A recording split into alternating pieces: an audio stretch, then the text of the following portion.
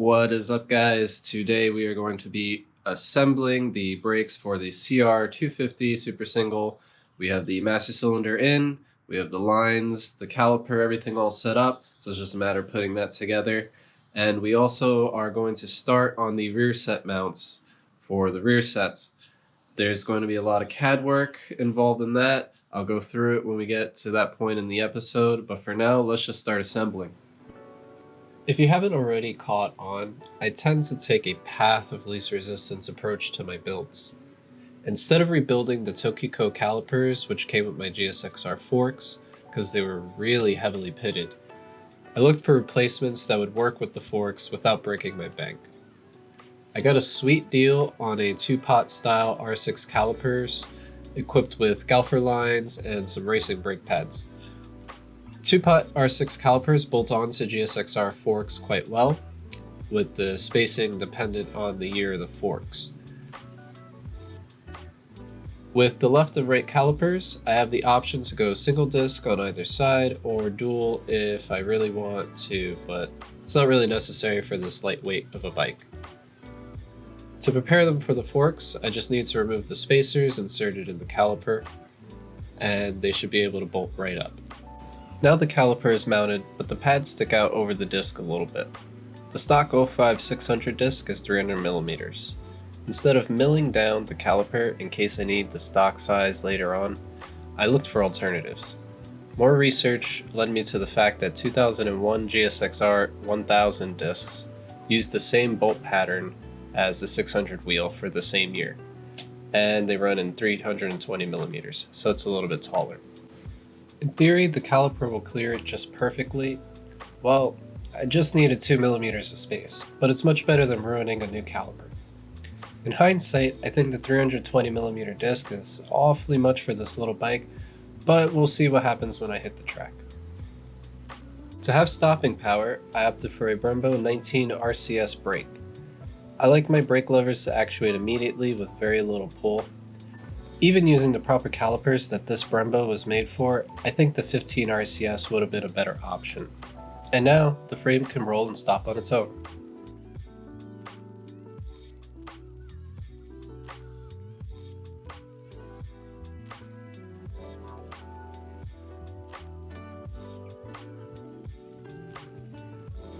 Continuing the basic ride requirements, I'll create some Rearset mounts.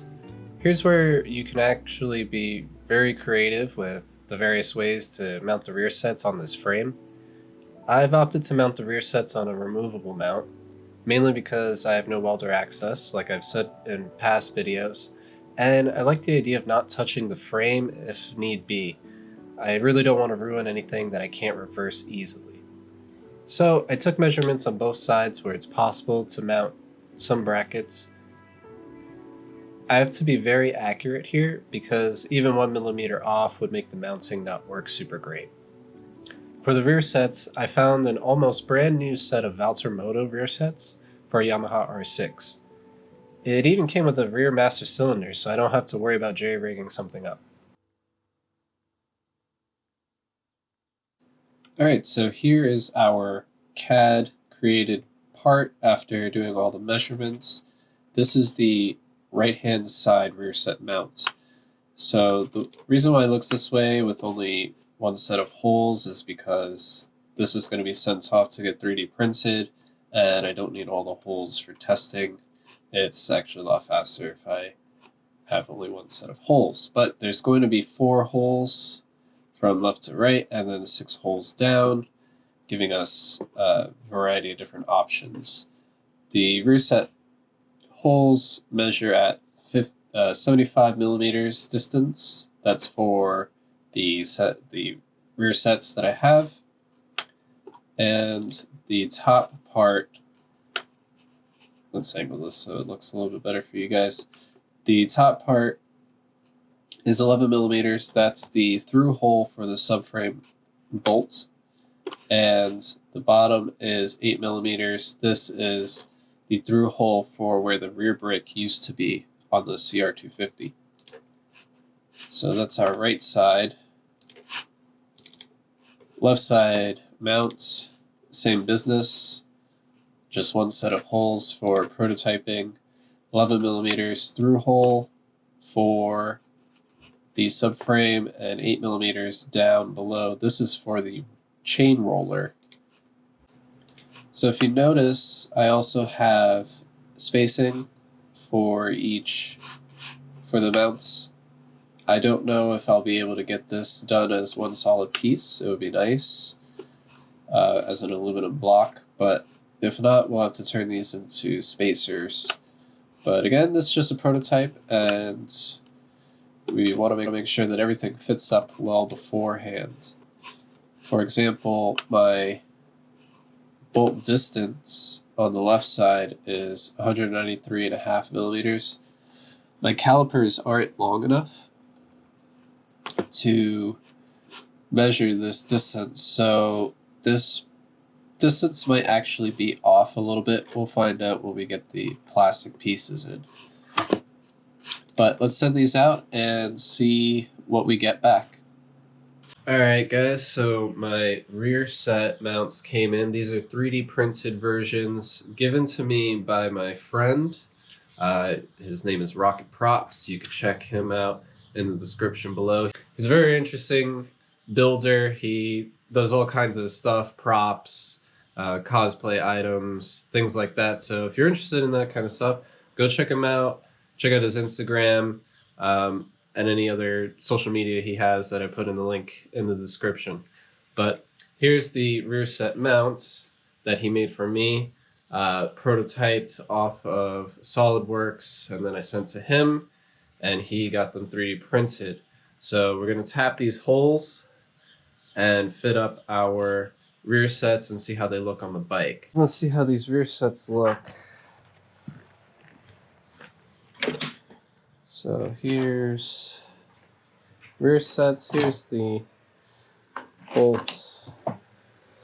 Tapped them already, so got this guy on. It's just going to be dangling out of the way. And we need to probably bore this one out and this one out a bit more. So it fits, but it's so tight. So McMaster didn't have 11 millimeter step bolts. These are 10. The new design is going to use 10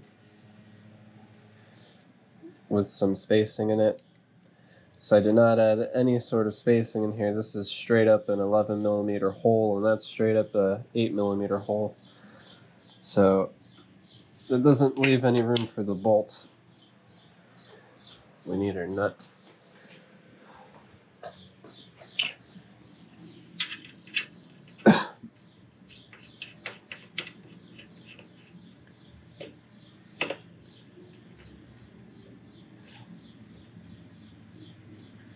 So let's see. Hand tight. But damn, does that not look pretty good?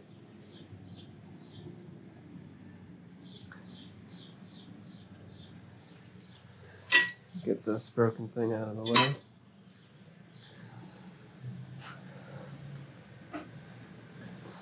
As far as mailman's coming in. As far as this is concerned, I actually have really good swing arm clearance, at least on the left side. See how it is on the right.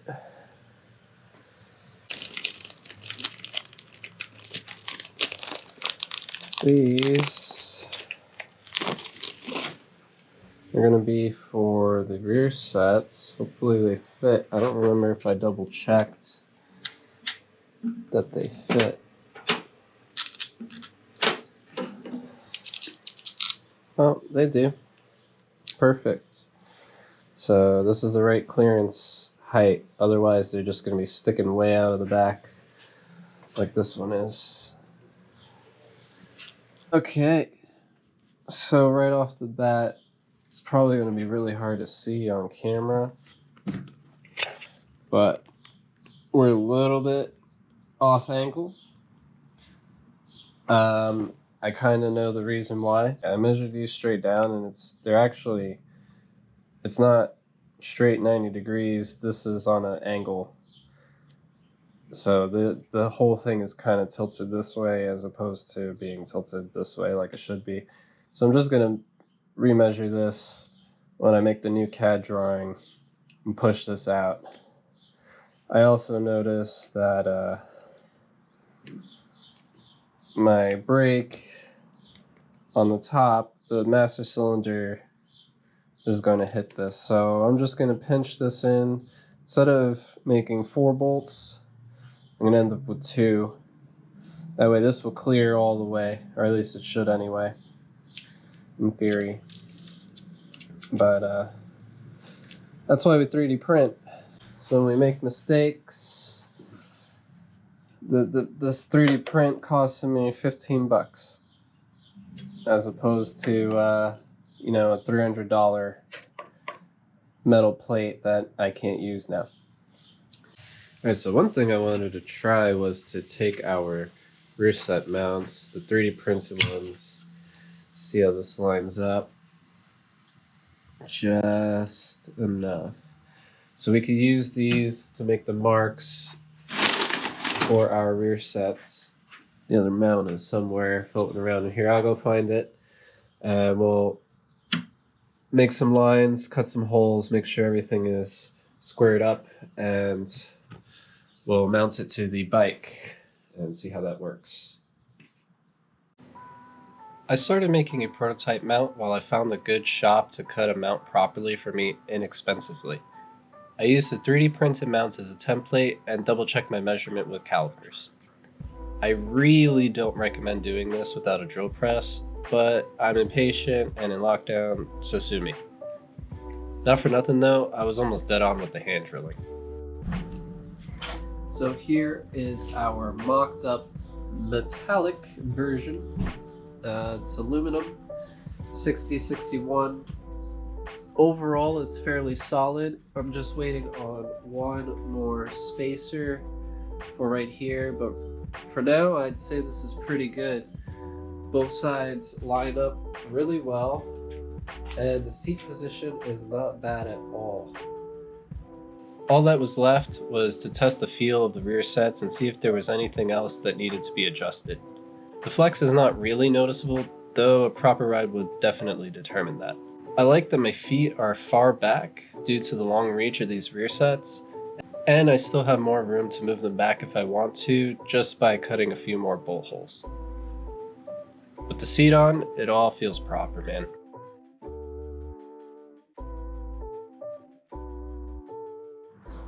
Alright guys, that wraps it up for this episode. We are now all caught up with all the CR250 things that I've done from the past couple months. Everything moving forward now is going to be brand new content, new things that I haven't tried yet. So I'm looking forward to that. What we have in the next episode is going to be a combination of getting the seat fairing mounted, repairing the seat subframe, and possibly getting some new set of fairings, the whole front fairing mocked up. That's going to take a bit of time, so it's probably not going to be in the next episode right away. We're also going to put in the engine and reassemble everything just enough so that we can see what the geometry is like on the bike. If I need to make any immediate changes right now, I'd rather know now than later. So look forward to that. Remember, like, subscribe, leave a comment, let me know what you guys think, and I'll see you guys in the next episode.